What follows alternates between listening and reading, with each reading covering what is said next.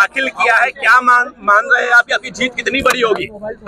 मुझे लगता है कि नामांकन पत्र दाखिल हुआ है और उसके ऊपर से ही आज अंदाजा लगा सकते हैं कि इस नागपुर शहर का सामान्य आदमी जो न्याय की प्रतीक्षा में है, पिछले 10 सालों में जो मोदी सरकार ने जो देश को खलास करने का काम किया है, इस देश की लोकशाही, ये देश के विरोधी पक्ष खत्म करने का काम किया है, कई लोगों को जेल में डाला है, कई लोगों को पकड़कर सरकारें गिराई है और ये नंगा नाच पूरा देश की जनता अपने आँख से देख रही है, जिन्होंने 10 साल पहले मोदी सरकार को यहाँ पर बिठाया था।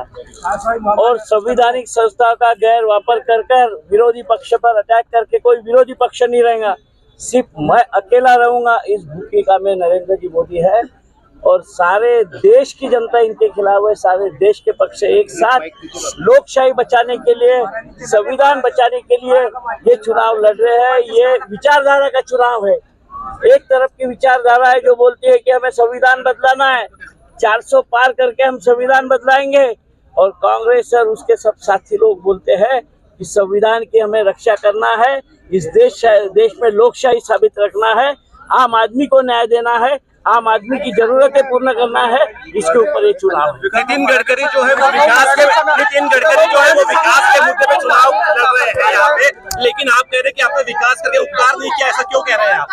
मुझे लगता है कि जो भी जनप्रतिनिधि चुनकर आएगा, 10 साल पहले इस नागपुर में 4 बार सांसद विलास मुत्तेमवार साहब थे, विलासराव जी देशमुख इस राज्य के मुख्यमंत्री थे, मैं भी इस शहर का उस जमाने में मेयर रहा करता था। इस शहर में विकास की शुरुआत किसने की? 350 करोड़ के IRDP की योजना इस शहर में लाके यह सुंदर शहर बनाया। टॉप 10 सिटी में इस शहर का नाम आया। मुत्तेमवार साहब ने मियान का पाया भरने की, मेट्रो की सिर्फ 10 साल में नहीं हुआ है, और 10 साल में अगर कोई करता है, जो भी जनता जनप्रतिनिधि को चुन के देती तो उसका कर्तव्य रहता है कि उसको जो अधिकार प्राप्त होता है उस अधिकार के माध्यम से अपने मतदार संघ का विकास करे। नहीं तो फिर जनता चुन के काहे के लिए देगी, या ये पार्टी का हो या वो पार्टी का हो। तो सिर्फ ये 10 साल में नहीं हुआ है, इसकी नींव कांग्रेस ने रखी है।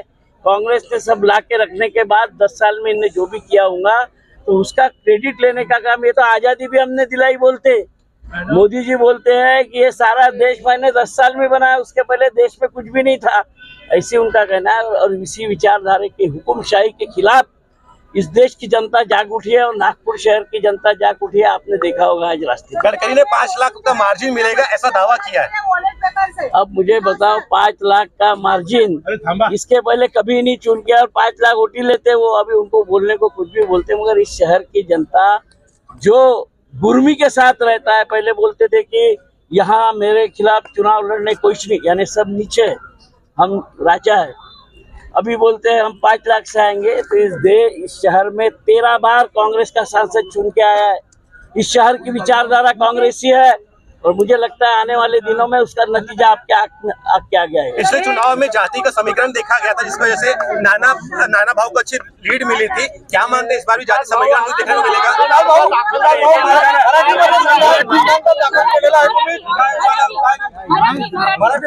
आज मी नामांकन दाखल केलं आहे आणि आपण पाहत असाल की या देशात मागच्या 10 वर्षात जो धिंगाणा झाला, या देशातला विरोधी पक्ष संपवण्याचा प्लॅन नरेंद्र मोदी साहेबांचा होता। सरकारी संस्थांचा वापर करून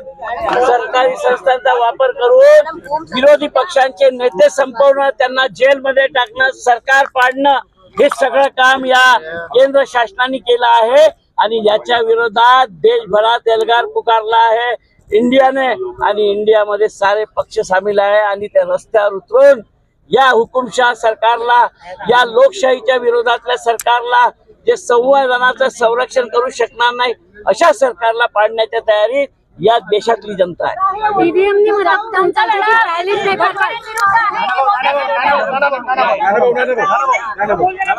लढा